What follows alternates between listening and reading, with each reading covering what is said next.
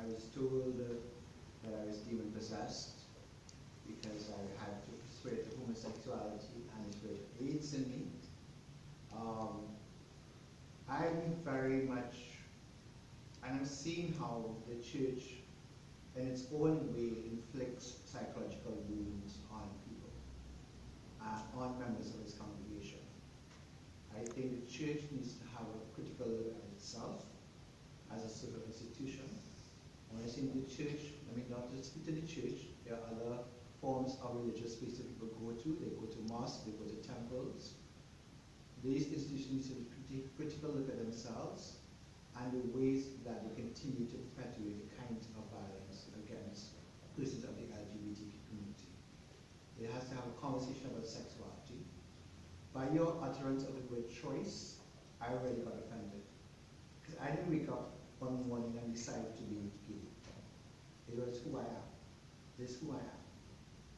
And it's who I've always known myself to be, even before I knew they were gay. Or I knew they were homosexuality. I just knew I was this way. And so that's the conversation the church needs to have with itself around human sexuality. To understand human sexuality, it has existed for centuries. It's been around before we even knew it. It's been around for years and years, even before there was a church. In ancient societies, human sexuality was expressed very differently than how it is now. And so I think for me, that's how I see it. I hope I answered the question. There's a question. Oh, I wanted to say, first of all, thank you for sharing your stories. Thank you. And that you're the opposite of a criminal, and I think, does this work right now? Yep. I think the key is sharing your stories. Like, you're sitting here smiling, sharing your stories while people, like you said, are taking years to tell their stories. People suck, unfortunately, and don't want to hear everybody's real stories. And I think everybody needs therapy, personally. So basically, I don't know how. I think psychotherapy is, like I'm a psychotherapist. I 150% believe in psychotherapy. I think everyone should have it, especially in transitional times in our lives, no matter what we're going through. Mental health, finally we're talking about it, but yeah, how do we implement these things?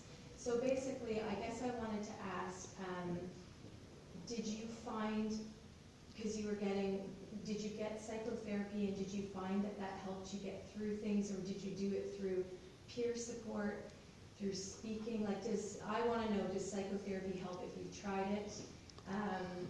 Or what has got you here right now? Because it's about acceptance, right? Accepting yourself, as you said, and we can't change other people. And I think the best way to do that is through therapy, personally.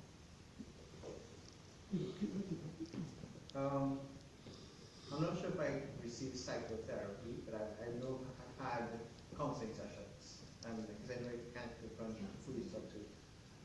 So I've gotten that one-on-one counseling as I needed it, and that is helped. I'm trying to remember the other part of the question. I guess I always wonder how you have all these stressors, how you are told that you're a criminal because of your sexuality, and then get to this point where you're able to talk. Everyone's walking around with secrets, and that's what's making them mentally ill. And you're sitting here right now talking, inspiring people, inspiring me.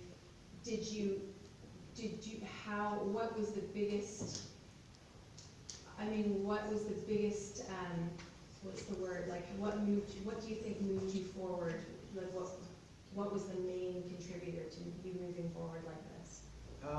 I think it's acknowledging that I have a certain resilience. And for a lot of us, that's what helps us manage and strive through life. Is embracing my own resilience. Even as I sit here, I know that I still have my negotiations to do. I know I'm still dealing with my own traumas. I'm still dealing with stuff. I'm not perfect, but I can do this now. and I'm on my own journey.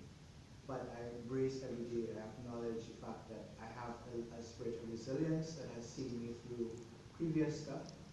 I managed an HIV diagnosis at a time when I thought everybody was going to die. And so I managed seeing my friends die from these complications back home. And here 20 plus years later, in a strange country talking. I never thought I'd see that day. It's amazing. And that's amazing in itself. So I think back to my own journey and on how far I have come, and that has given me the strength to continue to move forward. And that's the thing is key.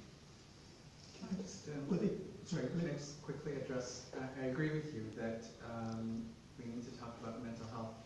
But as I said earlier, just like with coming out, it's a process, right? In some cultures, in some communities, mental health is still a stigma, especially if they're coming from racialized communities or if there's a religious context that can't talk about these things because there's something wrong with you. So it is a process. Accessing counseling, whether it's free or paid, and from my perspective, there's not enough free or affordable psychotherapy or counseling services. And you need some kind of concurrent issue in order to access counseling in some cases.